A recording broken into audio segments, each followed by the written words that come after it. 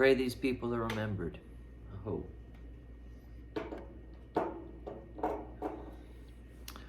There's a gentleman that died this past month who was the grandson of one of the presidents of the United States of America. He was the grandson of President Taylor.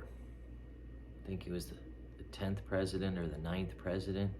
And he was the president in 1841 to 1845. And his grandson just died this month. One of the interesting things I got to do was have a sweat lodge with the grandson of American Horse. His name was Joe American Horse. His grandfather signed the Treaty of Fort Laramie in 1861. And I refer back to the Native Americans a lot because that's how I learned how to pray, was with the Supai Indians. And what I wanted to acknowledge today were some of the people who had an influence on this ministry and on me personally. One of them was Billy Crone. Billy Crone is a pastor with deep conviction and faith. And when I got arrested, he sent me a bunch of his videos that were very entertaining to me and helped build my faith and helped guide me on how to do this ministry, because he incorporates clips from media and the modern world with his preaching to kind of reinforce what he's saying and make the points that he's saying more concretely. And Billy talked to me on the phone. He had an idea to make a movie about the book of Revelation and asked me, because I was on the show Weeds and had worked in all these movies about marijuana, and I like Billy a lot, so I want to acknowledge Billy Crone. John Trudell, Native American from the Santee Nation. His son Wavoka, named after the prophet Wavoka. I think he was a Paiute born on Shoshone land who taught the ghost dance. These are things you should all look up. It was bringing hope to the people that one day the buffalo would be restored, that the people would come back, that there would be a revival of the nations. And I met John Trudell, and John was the one who introduced me to Joe American Horse, Tom and Loretta Cook, and we went and sweat with them up in South Dakota. We made a presentation to the tribal council that they should bring hemp back, and Joe American Horse and I gathered some wild hemp growing in the ditch. They call it ditchweed. Smelled like chronic. Looked like chronic. Fucking hemp. Didn't get you high.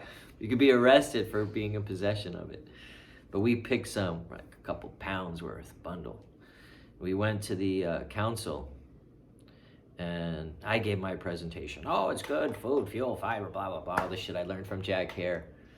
And Joe American Horse gets up there, and he goes, "This plant is like us Indians. Been here for a long time. White man's trying to get rid of it. Can't get rid of it, it even grows in the ditch." This plant is medicine. This plant is useful. We should consider growing it. Amen. Amen. So he was funny how he compared it to this people. We're like ditchweed. You can't get rid of us. We belong to the land. We don't die, we multiply.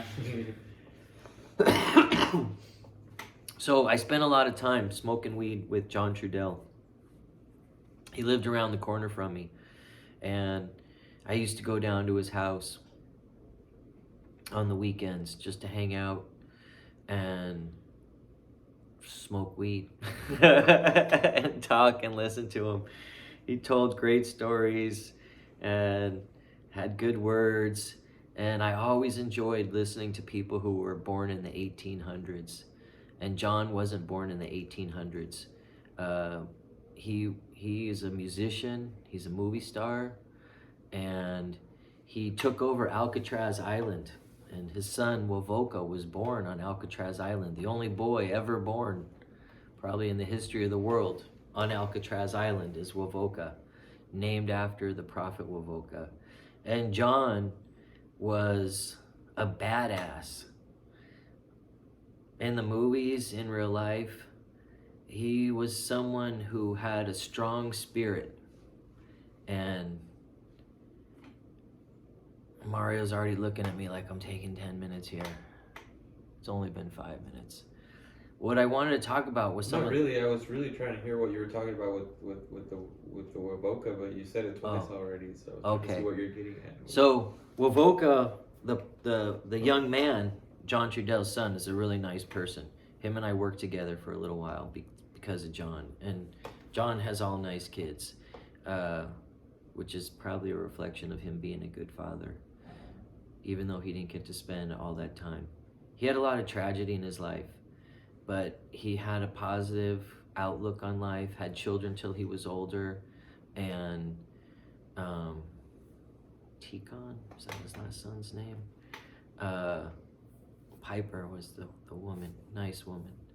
And anyway, I wanted to talk about like Dennis Perone, because someone just got fired. Chuck Gruden just got fired from the Raiders. Samuelito, por favor, I'm filming, buddy. Can you keep it down? Thanks, bud. Thanks. That's my son, Samuel. Okay, so Chuck Gruden, John Gruden, just Chucky, just got fired from the Raiders because he called someone faggot. And Dennis Perone, one of the great leaders of the marijuana industry movement, like we wouldn't even have marijuana legal today if it wasn't for him. And the reason I'm wearing my thing again is I felt like I was just talking about myself and being all ego when I didn't have this on, even though it's supposed to be about God, not about me. So I'm going to just keep going. So I wanted to talk about Dennis Perone. Awesome person. And he was a little faggot. And he called himself that. And you know, I don't know how God's going to judge him when he gets to heaven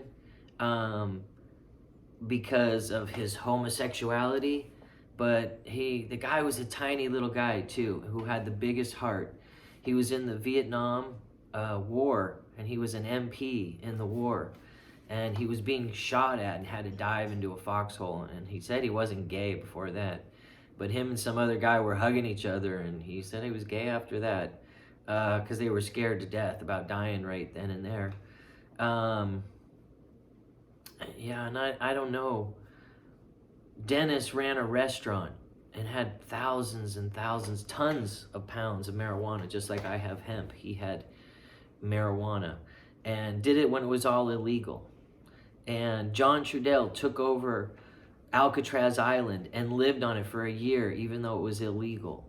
And I guess these are my heroes, you know, like Martin Luther King. He sat in a diner when it was illegal. Rosa Parks sat on a bus when it was illegal. And these people fought for my civil rights and fought for cannabis. And this is a very spiritual plant to me. And so it means so much. So each one of these 420, I call them 420 elders, means so much. And one of the things I loved about Dennis was he was very politically incorrect. He was conservative. He would have supported limited government and responsible, taking responsibility for yourself. And he never let the law stand in his way. Maybe that's why I loved my grandmother so much. I was holding her hand when she passed away. And my grandmother ran an illegal card game out of her penthouse in Beverly Hills. So maybe I come from a long line of lawbreakers. And I don't want to say that the Bible's encouraging you to break the law, because the Bible and Jesus encouraged you to keep the law, even to pay your taxes to Caesar. Render unto Caesar what is his. But I'm going to tell you that a lot of spiritual people have stood within themselves and said, I'm okay with being an outlaw. I'm okay with breaking the law, when the people who keep the law are the real lawbreakers. And I think that's the spirit of Christ. And even Tommy Chong, when I first met him, wasn't an activist for him so much. He was an actor and an entertainer. But on the day I called him when we both got arrested. Oh, we didn't both get arrested. We were both making pipes at the same time. He got arrested, and I was fortunate enough not to, during Operation Pipe Dream. And they could have bankrupted him, and they could have threatened his wife and his kid. And instead, he chose to plead guilty and just serve the time and become a hero to the marijuana industry, because he went to jail just like all of us. And suffered, and so he knew what it was to suffer like us for that spiritual belief, what you believe in. And he had made all this money off of marijuana in his entertainment career, and they were punishing him for it, and it pretty much admitted to that in court. And yet Tommy held strong, because he didn't want to give up his money, he didn't want to give up his wife and his kids, who they were threatening. And that's how evil the government can be. And so each one of these people that I've really admired, Dennis Peron went to jail, was shot at by the police. Tommy Chong went to jail and was taken from his family. My family was taken from me. The police killed my grandmother. Les Crane had his life stolen from him. There's so many heroes in this industry. Tom Cook from the Lakota Reservation told me the story of William Kunstler, a very famous attorney. Tom Cook came from the Mohawk Nation. I think he was kind of a city Indian, and he went to work with AIM and protest with the American Indians, stand up for Indian rights, because he was Indian. So he went to the South Dakotas, and the cops picked him up in the middle of a snowstorm, and they dropped him 70 miles away from any civilization with no jacket in the middle of a snowstorm. And he said he would have died for sure if it wasn't for William Kunstler. William Kunstler was a civil rights attorney. Oh yeah, and the reason he told me, because he knew I was Jewish. This was before I became Christian. And he said, "Oh, you're Jewish." He goes, "A Jewish man saved my life." And I said, "Who, Jesus?" He goes, "No, William Kunstler, the lawyer, civil rights attorney." And he said he picked me up in a snowstorm. He goes, there was no cars on the road. This guy shows up out of nowhere, picked me up, and drove me back to the res to safety. And that's where he met his wife, and he never left. So these guys are coming in and out. I'm going to end it right there. But I'm going to talk about some of these 420 elders and talk about the hope, you know, that even though all of us have had bad things happen to us, whether it's Rosa Parks, Martin Luther King, Jack Hare, Dennis Peron, John Trudell. John even lost his wife and kids, and it was suspected that the government killed him.